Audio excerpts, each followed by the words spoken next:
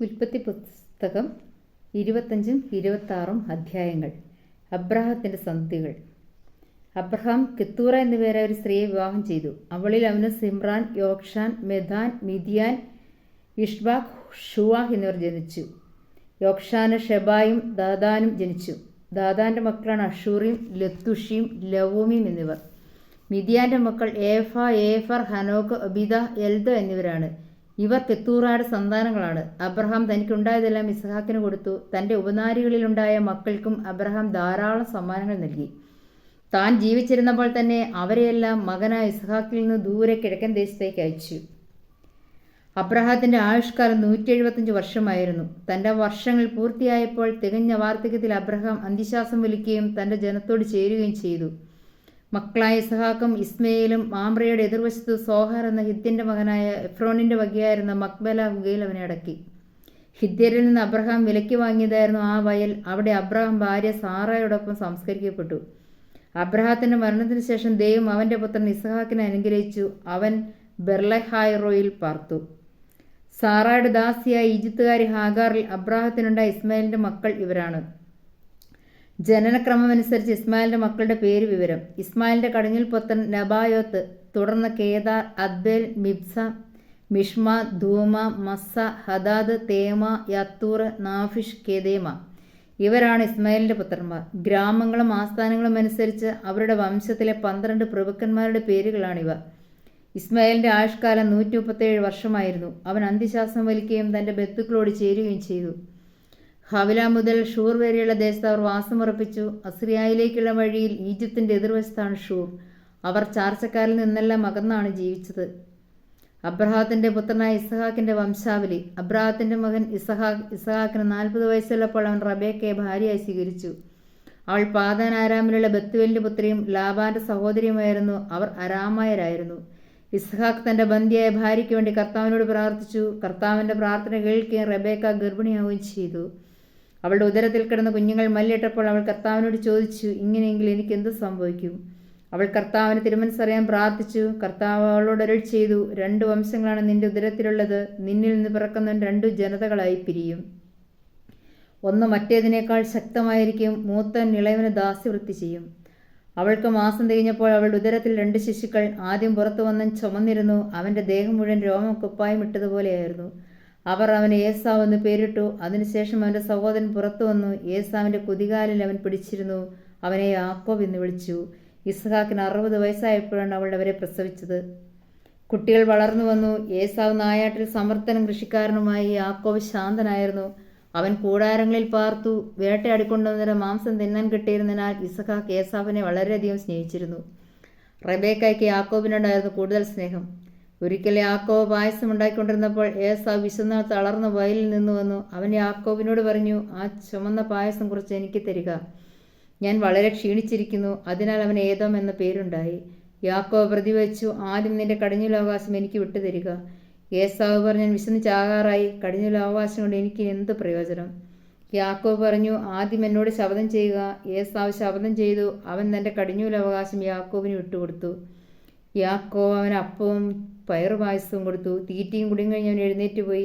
അങ്ങനെ ഏസാവ് തന്റെ കടിഞ്ഞൂലവകാശം നിസ്സാരമായി കരുതി.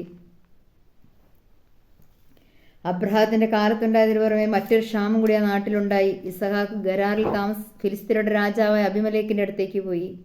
കർത്താവ് പ്രത്യക്ഷപ്പെട്ട് അവനോട് പറഞ്ഞു, ഈജിപ്തിലേക്ക് പോകരുത്. ഞാൻ പറയുന്ന നാട്ടിൽ പാർക്കുക.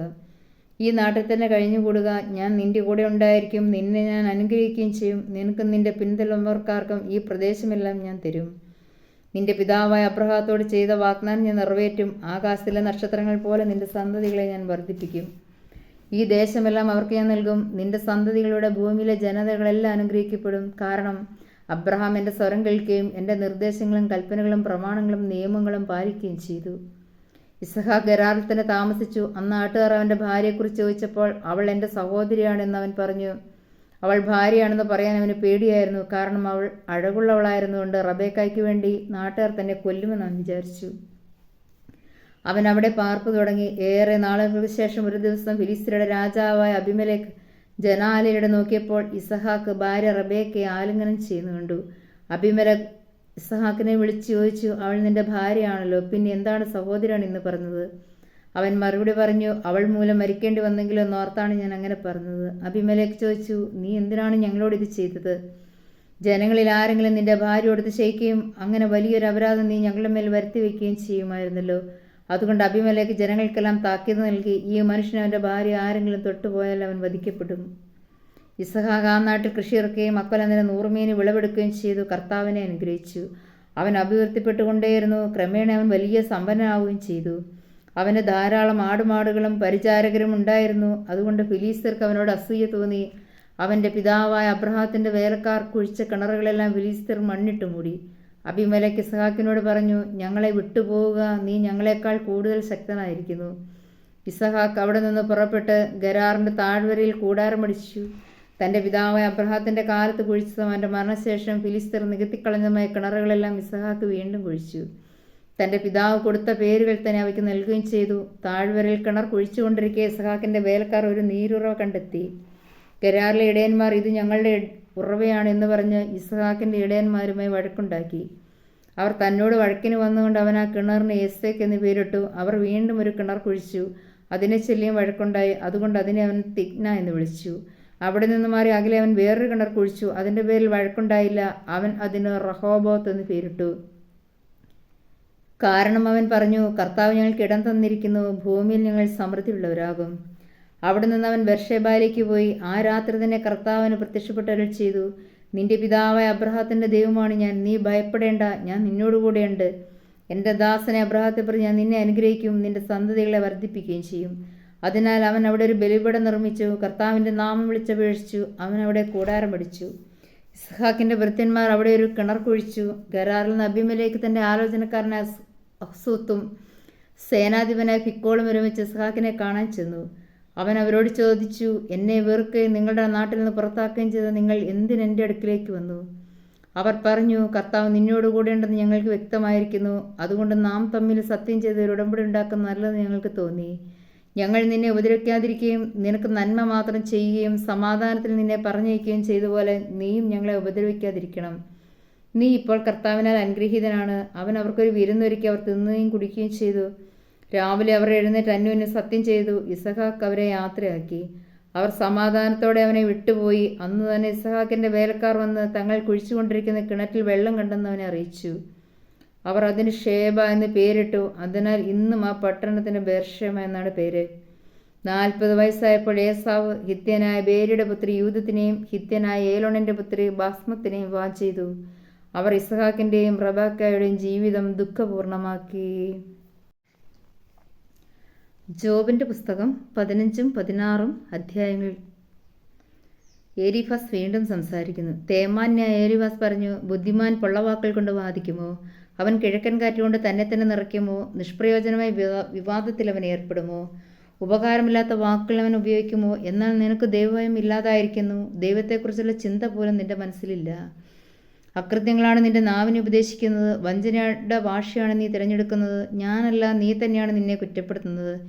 നിന്റെ അതരം തന്നെ നിനക്കെതിരെ സാക്ഷി നിൽക്കുന്നു. നീയാണോ ആദ്യത്തെ മനുഷ്യൻ? പർവ്വതങ്ങൾക്ക് മുൻപേ നീ ജനിച്ചുവോ? ദൈവത്തിൻ്റെ ആലോചനാസഭയിലെ വിചിന്തനങ്ങൾ നീ കേട്ടിട്ടുണ്ടോ? ജ്ഞാനം മുഴുവൻ നീ കൈയടക്കി വെച്ചിട്ടുണ്ടോ? ഞങ്ങൾക്ക് അറിഞ്ഞുകൂടാത്ത എന്താണ് നിനക്കറിയാവുന്നത്?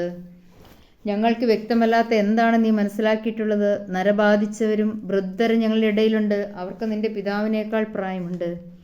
ദൈവത്തിൻ്റെ ആശ്വാസങ്ങളും നിന്നോട് സൗമ്യമേ പറയുന്ന വാക്കുകളും നിനക്ക് നിസ്സാരമാണോ? എന്തുകൊണ്ടാണ് നീ വികാരാധീനനാകുന്നത്? എന്തിനാണ് നിന്റെ കണ്ണുകൾ ജ്വലിക്കുന്നത്? എന്തുകൊണ്ടാണ് നീ ദൈവത്തിനെതിരെ കോപമഴിച്ചു വിടുന്നത്?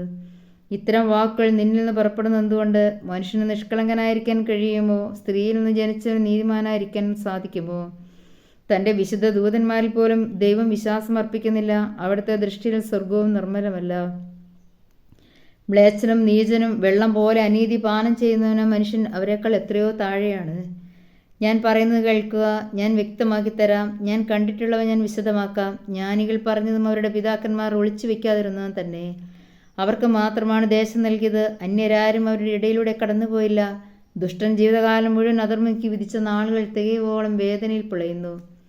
ഭീകര ശബ്ദങ്ങൾ അവൻ്റെ ചെവിയിൽ മുഴങ്ങുന്നു. ഐശ്വര്യകാലത്ത് വിനാശകൻ അവൻ്റെ മേൽ ചാടി വീഴുന്നു. അന്ധകാരത്തിൽ നിന്ന് മോചനം ലഭിക്കുമെന്ന് വിശ്വസിക്കുന്നില്ല.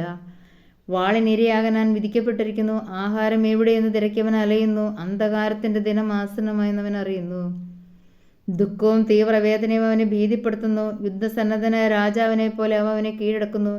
എന്തെന്നാൽ അവൻ ദൈവത്തിനെതിരെ കൈയുയർത്തുകയും സർവശക്തനെ വെല്ലുവിളിക്കുകയും ചെയ്തിരിക്കുന്നു.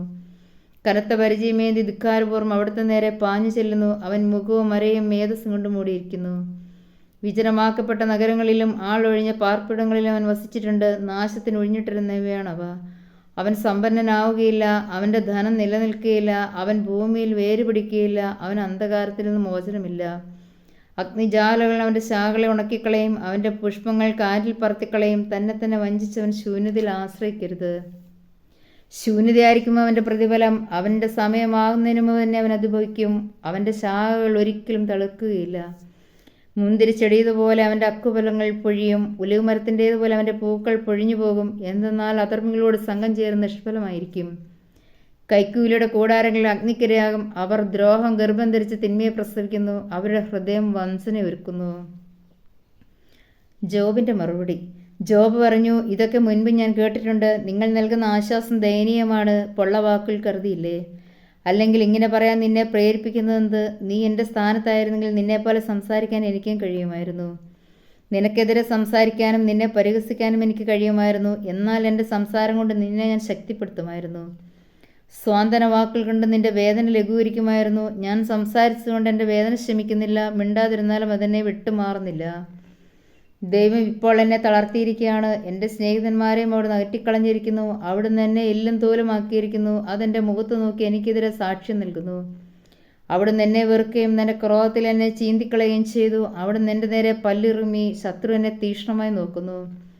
മനുഷ്യർ എൻ്റെ നേരെ വായ് പിളർന്നു. അവർ ഗർവോടെ എൻ്റെ മുഖത്തടിച്ചു. എനിക്കെതിരെ അവർ സംഘം ചേരുന്നു. അധർമ്മികൾക്ക് അവിടുന്ന് എന്നെ വിട്ടുകൊടുക്കുന്നു. ക്രൂരന്മാരുടെ കൈകളിൽ എന്നെ ഏൽപ്പിച്ചു കൊടുക്കുന്നു. ഞാൻ സ്വസ്ഥമായി വസിച്ചിരുന്നു. അവിടുന്ന് എന്നെ തകർത്തു. അവിടുന്ന് എൻ്റെ കഴുത്തിന് പിടിച്ച് നിലത്തടിച്ച് ചിതറിച്ചു. അവിടുന്ന് എൻ്റെ നേരെ ഉന്നം വച്ചിരിക്കുന്നു. അവിടുത്തെ വില്ലാളികൾ എന്നെ വലയം ചെയ്തിരിക്കുന്നു. അവിടുന്ന് എൻ്റെ ആന്തരാവയവങ്ങളെ കരുണയില്ലാതെ പിളർക്കുന്നു. അവിടുന്ന് എൻ്റെ പിത്തനീർ ഒഴുക്കിക്കളയുന്നു. അവിടുന്ന് എന്നെ ആവർത്തിച്ച് മർദ്ദിച്ച് തകർക്കുന്നു. പടയാളിയെപ്പോലെ അവിടുന്ന് എൻ്റെ മേൽ ചാടി വീഴുന്നു. ശരീരത്തിന് ഞാൻ ചാക്കുവസ്ത്രം തുന്നിയിരിക്കുന്നു. എൻ്റെ നെറ്റി പൊടിയിലാണ്ടിരിക്കുന്നു.